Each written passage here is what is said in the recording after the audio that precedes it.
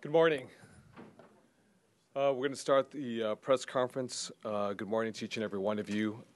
Tomorrow in the Senate Safety Public Committee, I will introduce legislation to ban the sale, the manufacture, the purchase, and trafficking of plastic and self-assembled firearms, also known as ghost guns, in California.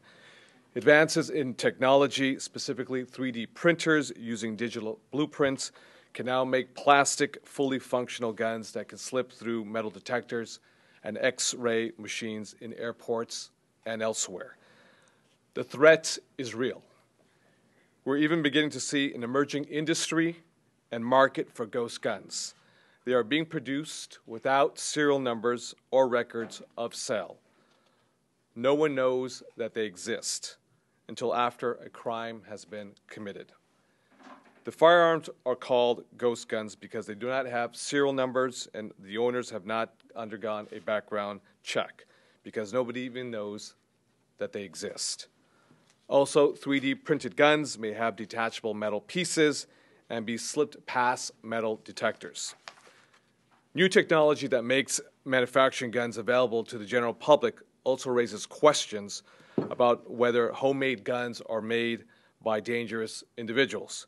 To be legal under SB 808, the measure that I will be introducing tomorrow in the Senate Public Safety Committee, ghost guns will have to be registered with the Department of Justice through a serial number and a gun owner background check. In order to receive a serial number, the self-made or assembled firearm must include permanent, let me underscore, permanent metal parts that cannot be detached and that can be detected by metal detectors. In December, just last month, Congress refused to update the 10-year extension of the Undetectable Firearms Act and address this emerging threat of 3D guns. Simply put, if Congress is not going to protect the public, we will. The threat is broader than 3D guns. We need to make sure that homemade guns do not fall into the hands of dangerous criminals and the mentally unstable. With that, I want to show the process for creating a ghost gun, which is quite shockingly simple. If you can just focus on this piece of metal right now. This piece of metal is the engine of a gun. The guns that you see right up here, semi-automatic weapons as well as automatic weapons and sniper automatic weapons. The engine, the heart to those guns specifically, is this piece of metal. This is called the lower receiver. And this can be purchased online. It can be purchased at gun stores. It can be purchased at county fairs when they have gun expos. We have one this weekend, Cal Expo in Sacramento. It can be purchased, obviously, in Reno, Nevada, and Las Vegas, Laughlin, Phoenix, Arizona.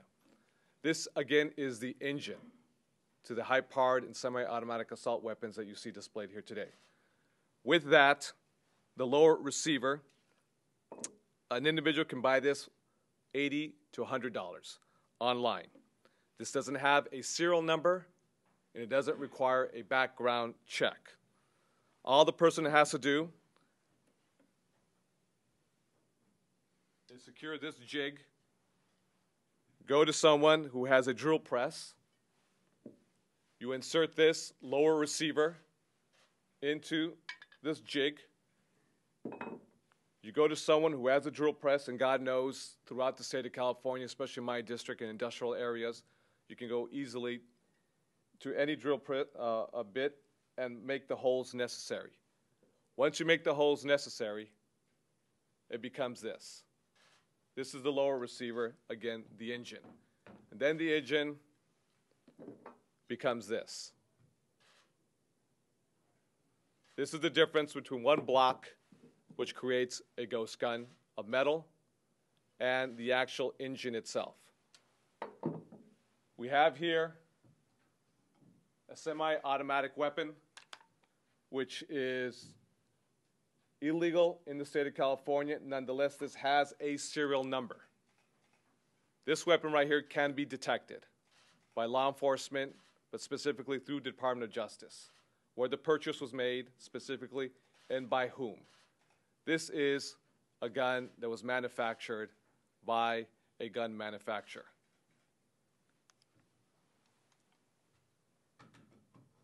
With the purchase of this lower receiver online through the internet, you can go on YouTube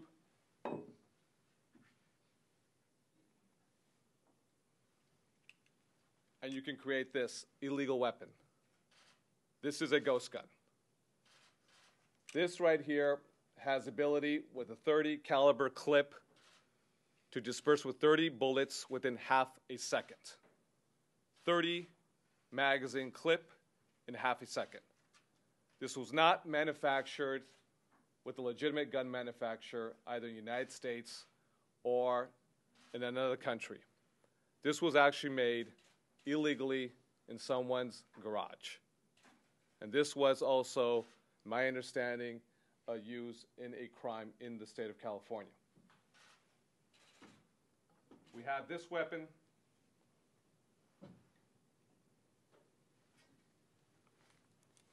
which is an automatic sniper weapon that is used by our troops in the military in Afghanistan. Again, this is a weapon, is a ghost gun. No serial number. You cannot trace it. It's undetectable. You don't know who purchased it. You don't know who made it. It starts, again, with the lower receiver. And that is the difference between an automatic weapon that is a legally purchased weapon with a serial detectable number by the Department of Justice in the event if it's utilized in a crime, and a high-powered assault weapon, sniper version, used by our troops in Afghanistan, patterned after the AR-15, commonly used by U.S. military. This weapon is illegal. It's a ghost gun. It's been used in crimes and cannot be detected to the manufacturer or to the owner of this weapon.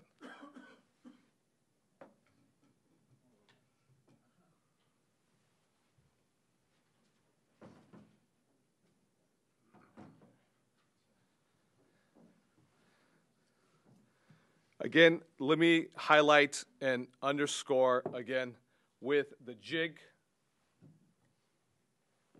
a simple piece of metal that can be purchased lawfully. You take the jig, go through a drill press, you create the necessary conditions.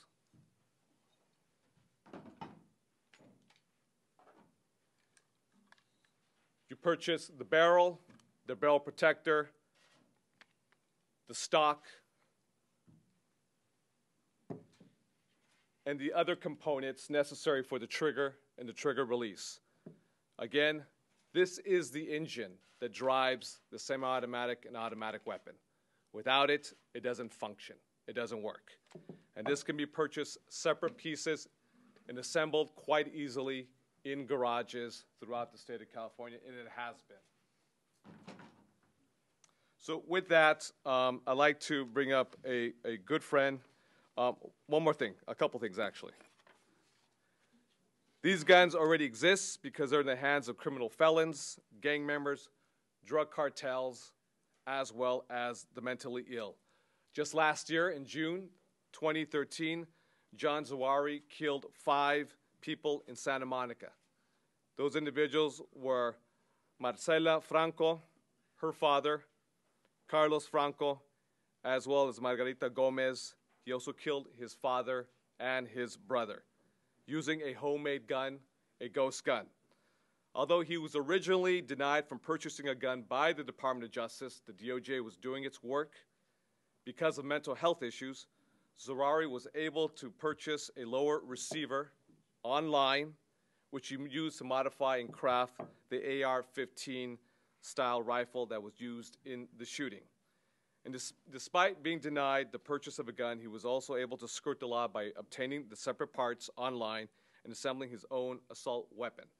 Given that guns can easily be purchased online or made at home with 3D printers, there's no way for law enforcement to ensure that prohibited individuals are not assembling guns on their own. Now, towards the right, you see a poster board of a plastic undetectable ghost gun, another version that with advancements of technology could be used in short range shootings, and this can be boarded on any airport, any plane in the country. It could go undetectable by TSA. I'd like to thank those who are with me here today. Nick Wilcox, the California chapter of the Brady Campaign to Prevent Gun Violence, the Sacramento Police Department, that is Deputy Chief Ken Bernard, as well as Captain Mike Bray. And I also want to thank Lieutenant Wayne Billowitz from the Los Angeles County Sheriff's Department. Also want to thank the good folks at the Department of Justice here in the state of California for all that you do for Californians, and I thank you for your expertise. With that, I want to bring up Nick Wilcox.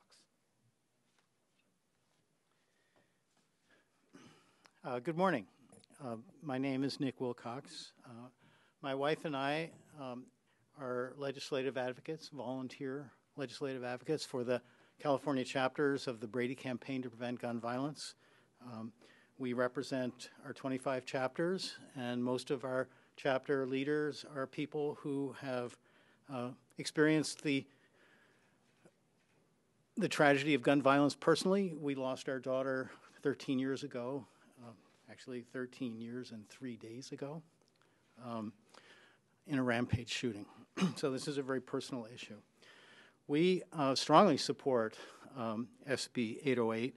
We believe that it addresses important problems that have come to light to law enforcement.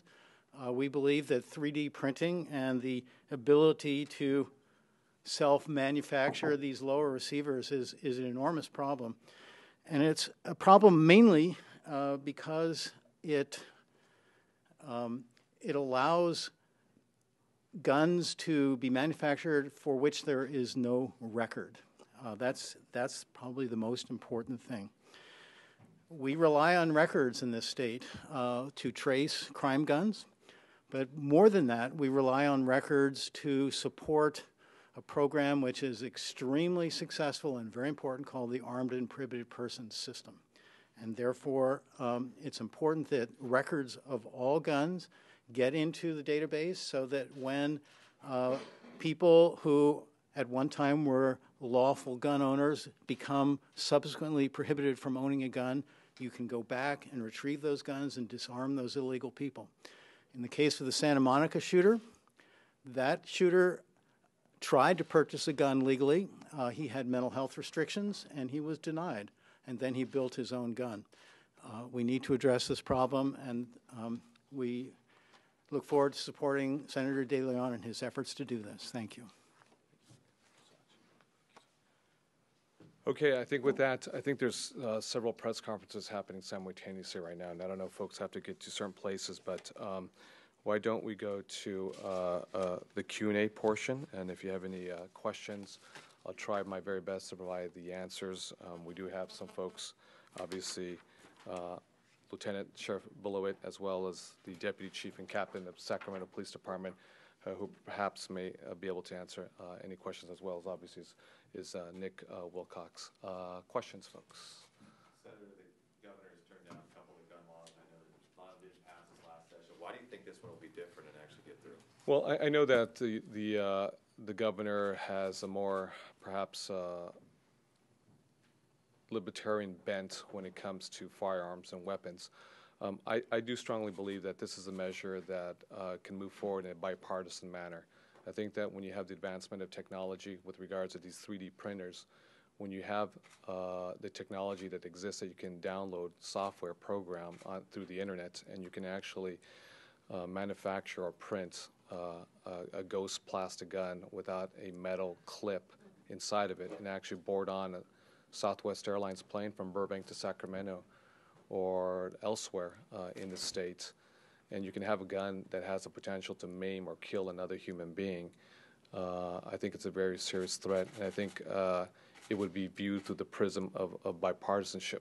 On the flip side of the plastic gun 3D printing, when you have these types of, this is not a ghost gun, obviously. This was legitimately manufactured by a gun manufacturer with a serial number that can be traced. These high-powered assault weapons, semi-automatic as well as automatic weapons here, are undetectable. So once they've been used in a crime and have been adjudicated by local law enforcement as well as the Department of Justice, we have no clue. They're untraceable. We don't know where they were made. We don't know who made them specifically.